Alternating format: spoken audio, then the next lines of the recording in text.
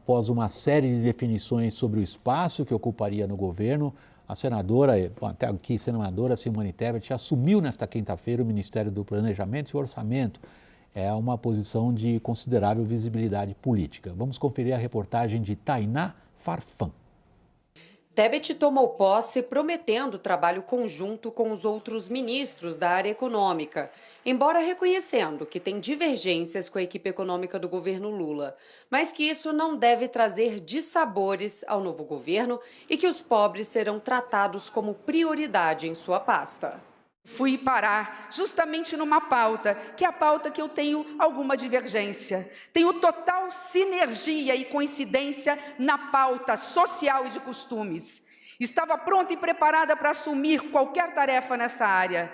Fui parar na pauta econômica, porque disse a ele: mas presidente, nesta pauta, ministro Haddad, ministro Alckmin, ministro Esther, nós temos divergências econômicas. Ele simplesmente me ignorou, como quem diz: é isso que eu quero, porque eu sou um presidente democrata. E um presidente democrata não quer apenas os iguais, quer os diferentes para se somar, porque é assim que se constrói uma nação soberana, igual, justa e para todos. Em seu discurso, Tebet repetiu a pregação de todos os novos ocupantes da esplanada, prometendo responsabilidade fiscal, combate à inflação, aos juros elevados e defendendo a aprovação da reforma tributária. Comungo, ministro Haddad, com a sua visão de que a necessidade não só de cuidar dos gastos públicos com racionalidade, mas da aprovação urgente da reforma tributária, para garantir menos tributos do consumo, que normalmente atinge e ataca os mais pobres. A acomodação de Tebet no ministério foi uma das que mais causou dor de cabeça para o presidente Lula na montagem de seu governo. Depois de atuar como importante cabo eleitoral a favor do petista durante o segundo turno das eleições, Tebet negociou por semanas qual pasta assumiria. Ela desejava comandar o ministério com mais protagonismo, como o desenvolvimento social ou meio ambiente, e que lhe desse mais visibilidade, já mirando nas próximas eleições. Mas acabou se contentando com a tarefa de planejar a administração governamental. Vista pelo mercado como um contraponto às medidas heterodoxas que o PT pretende tomar na economia, Simone Tebet busca agora priorizar uma mudança na gestão dos gastos públicos, alterando a forma como é avaliada a eficácia das políticas de subsídios e de gasto direto promovidos pelo governo, para cacifar seu nome como alternativa eleitoral em 2026. Não vamos descuidar dos gastos públicos. Aí se verá o nosso lado firme, austero, mas conciliador. Tony Volpone, uma pergunta que é um pouquinho uma pegadinha, Tony, mas ela está de pé diante de todos nós. Você está vendo os divergentes convergindo em algum sentido, direção ao assunto? Olha, eu acho que a Simone falou alguma coisa que é o estilo de governar do presidente Lula, foi seu estilo do primeiro mandato, acho que as pessoas talvez não lembrem, certamente os mais jovens não lembrem, né, mas ele gosta de ter antagonismo na mesa, né, debate, e ele, sendo presidente, né, tendo essa credibilidade por ter sido eleito, ele acaba tomando a decisão final. Então, não me surpreende que ele, de um lado, tenha colocado alguém que seja mais ligado a um pensamento desenvolvimentista, né, como é o Haddad, especialmente a equipe do Haddad, né, muito ligado, por exemplo, à Universidade Unicamp, né, e tenha colocado, né, a Simone Tebet, que é mais conservadora, mais ortodoxa no seu pensamento, né, que teve a Helena Landau como na sua campanha, que também é uma pessoa também bastante fiscalista, e que, de fato, haverá um debate bastante, eu acho, né, bastante intenso entre esses dois protagonistas, e quem vai decidir, né, vai ser o presidente Lula. Eu acho que cada um vai ganhar a sua batalha, não vejo, né, não é o estilo do Lula sempre dar o ganho de causa a um lado, e é isso que a gente vai conviver, né, um certo debate contínuo, né, sobre essas questões, indo de caso a caso, mas eu acredito que, né, o pragmatismo deve, no final do dia, prevalecer, porque eu acho que o presidente Lula, apesar de tudo, apesar de ter saído dessa eleição, acho que as emoções ficaram muito altas, né? Ter ganhado essa eleição depois do trauma que ocorreu em 2016 com o impeachment e depois da prisão, acho que estava todo mundo com os ânimos muito exaltados, ficaram falando um montão de coisa, né? Mas eu acho que agora, né, na realidade de governar, as pessoas vão se acalmar, né? As realidades vão começar a se impor, né? E dentro desse debate serão tomadas as decisões, espero que serão tomadas as decisões corretas. Tony, deixa eu ver o que a gente consegue extrair em termos daquilo que a gente é capaz de antecipar, do que a gente ouviu. A gente ouviu a semana inteira os vários participantes responsáveis pela política econômica falando. O que você extraiu, Yuri, começando por você? Olha, William, primeiro acho que bem especificamente sobre Simone Tebet, acho que ela buscou, acho que houve um momento que a pasta do planejamento soou como um prêmio de consolação e nesse discurso ela procurou reconstruir essa posição ao qual ela foi indicada e agora nomeada e empossada pelo governo Lula, de colocar-se como protagonista de um debate em que Fernando Haddad já estava à frente, como ela própria reconheceu no seu discurso, o ministro mais importante da esplanada dos ministérios. E claro que ela fala isso não só pela questão econômica, também por uma questão política, pela aliança, lealdade e posição que Fernando Haddad tem. O outro ponto desse quarteto é ninguém menos do que o vice-presidente Geraldo Alckmin, o primeiro fiador do que o PT chamou de frente ampla. Sem Geraldo Alckmin, não haveria a ideia de frente ampla. E depois Esther Dweck, que tem toda a sua origem ali, mais ainda vinculada ao PT e ao governo Dilma, etc.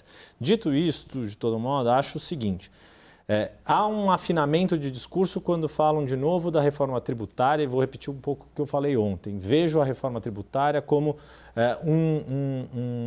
uma pedra, não uma pedra, mas como um trunfo que o governo espera conseguir com a sua aprovação, no sentido de ser, olha, conseguimos ser um governo reformista. Se isso vai dar certo, eu acho que ainda é muito cedo e só o convívio, embora, só para terminar, o convívio que Haddad e Alckmin tiveram aqui na campanha em São Paulo, e isso a gente aqui pôde acompanhar mais de perto, foi bastante fluido, houve bastante entendimento. No segundo turno, Simone encaixada na campanha, foi fluido. Claro que todos mirando para o mesmo objetivo. A partir de agora tem um objetivo comum do governo dar certo, mas depois cada um vai ter o seu objetivo político. Tony, lembrando que você faz parte de uma roda, intervém a hora que você quiser, interrompe a hora que você quiser, a gente para a conversa e pode falar. Deixa eu falar, Felipe e Caio, a mesma coisa. O que vocês extraíram, pegando evidentemente agora o mais recente, que é a Simone, mas se vocês conseguirem colocar em contexto tudo que ouviram sobre economia esses dias?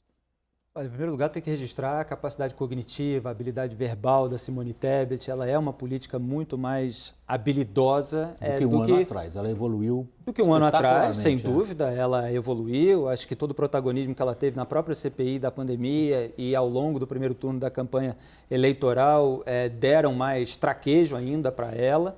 Mas é que nem se compara com Carlos Lupe, por exemplo, com outros ministros que andaram falando pelos cotovelos. No caso do Lupe, mais grave, com esse negacionismo previdenciário, dizendo que a Previdência não é deficitária, o que repercutiu muito mal. Ela soube prestar reverência ao líder maior desse grupo político que chegou ao poder, que é uma necessidade dentro do petismo, e basta que se mire para o que Geraldo Alckmin vem fazendo. E parece que ela fez esse dever de casa que outros não fizeram. O Alckmin presta todos os tributos, todas as reverências, evita pisar no calo. O Ministério do Planejamento foi um prêmio de consolação para Simone Tebet. Ela estava em final de mandato, ela virou senadora em 2014, foram 8 anos, acabou agora em dezembro, chegou até a fazer um discurso de despedida no Senado, ia ficar sem cargo, precisava do cargo, e eu acho que o Lula usou isso para que ela não tivesse tanto protagonismo assim num ministério do primeiro time, que acabou ficando com os petistas, não dando para ela esse cacife eleitoral que um ministério que cuide dos programas de transferência de renda, como o desenvolvimento social, poderia dar para ela. E aí ela acabou negociando esse Ministério do Planejamento, tentou turbinar trazendo o PPI, o Programa de Parceria de Investimentos, que cuida de concessões, não conseguiu, ficou na Casa Civil. Tentou trazer Caixa Econômica Federal, Banco do Brasil, não conseguiu. Os bancos públicos ficaram com o Fernando Haddad, ministro da Fazenda. Mas ela dá um discurso tentando se colocar ali como uma protagonista também, mostrando que é uma divergência, é bom para o Lula, esse discurso dela de que o Lula é alguém afeito a ideias diferentes, E é claro que ele vai arbitrar diante de qualquer divergência, conforme a necessidade política dele no momento. Se ele seguir todo esse plano mais à esquerda, menos responsável do ponto de vista fiscal, ele sabe que ele vai ter problema. Então, pode ser que ele acene para o outro lado em determinado momento. E ela falou, só para concluir, de um mecanismo ali de avaliação das políticas públicas. Vamos ver se ela vai conseguir trazer isso à tona, que isso é importante para o Brasil. Se faz muito pouco revisão, relatório daquilo que realmente funciona. Caio, o que o Felipe está trazendo... que isso... Tony, por favor, prossiga. Já fazendo uma intervenção aí, eu acho 2 pontos. Primeiro, eu acho que uma guinada à questão da reforma tributária é muito importante, porque pode ser uma pauta positiva, né? Ficar falando de ajuste fiscal, corte de gasto, esse tipo de coisa, pauta muito negativa. A pauta de uma reforma tributária bem feita pode ser não só uma pauta reformista, mas uma pauta politicamente de ganha-ganha. E eu acho que, né, em termos de agora começar a colocar algumas prioridades, em termos da atividade legislativa do novo governo, com certeza, né, espero eu, porque faz todo sentido que a reforma tributária, de fato, esteja em primeiro lugar. O segundo, eu concordo, né, o planejamento, né, que foi rebaixado a uma secretaria durante o governo Bolsonaro com o superministro Paulo Guedes, né, tem que ser encorpado politicamente pela Simone, que obviamente tem um futuro político em mente.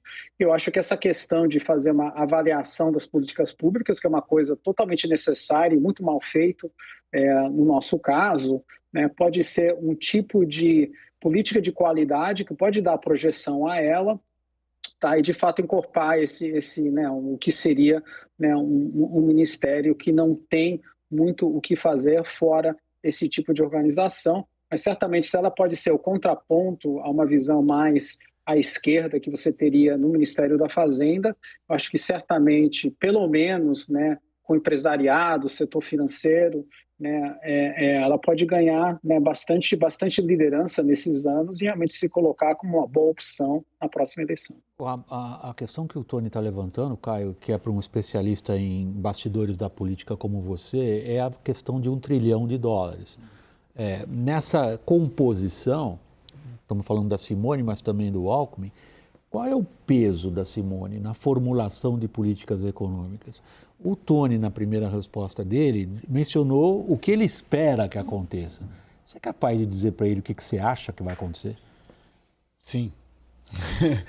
William, eu vejo o maior problema da Simone não é esse quarteto Fernando Haddad, Esther Dweck, Alckmin e Simone Tebet. Esse é o quarteto, vamos dizer assim, mais arejado do governo em termos de equipe econômica. O problema da Simone e do Haddad e do Alckmin é quase que uma equipe econômica paralela, que é formado pelo Aloysio Mercadante, pela Miriam Belchior, que é a número 2 na Casa Civil, pela Glaze. É aí que vai dar o atrito maior, a meu ver. E onde vai dar o atrito? Não é na reforma tributária. A reforma tributária está pronta. Você tem 2 reformas praticamente prontas, haverá ajustes, mas ali já está bem encaminhado, com texto, com relatoria, com debate, tanto a do Senado quanto da Câmara. Não é na revisão da qualidade do gasto. Aí, poxa, quem é contra? Quem é contra a reforma tributária? Ninguém. Quem é contra? O problema virá, a meu ver, na definição da nova âncora. No tamanho de gatilho que seja, na margem que se abrirá nessa proposta que será enviada ao Congresso para abrir brechas na âncora fiscal, no tamanho da flexibilização da âncora fiscal. Eu penso que é aí que vai dar o problema, talvez até... Mas o quanto isso vai cair na conta dela e não na do Haddad? Ou ela vai ser colocada pelo setor empresarial, financeiro, como a bedel dessa âncora fiscal? Não, mas eu penso que o Haddad, talvez até dentro dele, ele pense mais alinhado a Simone. Exato, do que ao Mercadante. Mais alinhado ao Alckmin do que a Glaze. Agora, ali que vai ser o tamanho. Por quê? Voltamos ao que a gente vem falando. Toda a questão deste governo é pautado por popularidade. Se você tem um espaço maior, ou um teto de gasto, uma âncora fiscal que permitem sobrar mais recursos para investir e assim transformar aquilo em um potencial de agregar votos para a reeleição do projeto político ou dos prefeitos alinhados ao governo, é aí que aí que vai dar. Essa ala econômica paralela, ela vai sempre defender uma manutenção da popularidade deste governo a níveis saudáveis a ponto desse projeto ser reeleito em 26. Tony, por favor. Não, só ia dizer que é um pensamento um pouquinho simplista achar, né, que o crescimento econômico é simplesmente em função de gasto público. Então, eu acho, né, que o grande debate que a gente sempre tem, que o governo terá, e terá Simone, né, Alckmin de um lado, o Haddad, acho que uma figura um pouquinho mais coringa nessa questão, vamos ver como ele vai se posicionar, né? Essa questão de você, ao mesmo tempo, saber que, sim, o gasto público tem sua função, tanto na questão do nível da atividade, também tem uma questão política, né, de você direcionar esse gasto para diferentes lugares, mas se você não está tomando conta do equilíbrio fiscal, isso acaba rebatendo negativamente na taxa de juros, naquilo que o Banco Central tem que fazer, na questão da taxa de juros, na política monetária, no nível do câmbio, na volatilidade da própria economia, no nível de risco da economia, isso acaba derrubando o crescimento econômico, né, e acaba respingando negativamente nessa popularidade política. Eu não acredito, né? Eu acho que, né, tem essas divergentes narrativas sobre o que aconteceu com o governo Dilma entre 2014, 2013, 2015 e 2016, né, mas eu acho que é bastante verdade que quando você tem políticas fiscais e parafiscais muito mal desenhadas, como foi no primeiro mandato do governo Dilma, isso acaba levando, né, a consequências macroeconômicas que têm seus efeitos políticos negativos. Vamos ver se essa lição foi aprendida, né, pelo presidente Lula, né, e pelo governo do PT como um todo. Mas eu não vejo isso como sendo uma questão tão simples quanto mais que eu gasto, melhor que eu vou ficar. Deixa eu colocar o fator tempo nessa equação toda. Quanto tempo tem o governo Lula para escapar de uma... Eu estou colocando por hipótese, ok? Não estou dizendo que ela existe, estou colocando por uma hipótese. Uma eventual crise de confiança. Os investidores olham para o crescimento da dívida nominal. Lula, 20 anos atrás, assumiu com uma dívida nominal em torno de 3% do PIB. Os cálculos mais conservadores indicam uma dívida nominal no final deste ano talvez de 8% a 9% do PIB.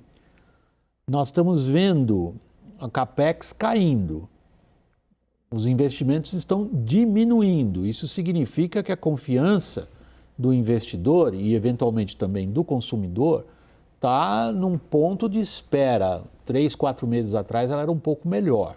Quanto tempo tem o governo para, digamos, se referir a essas expectativas?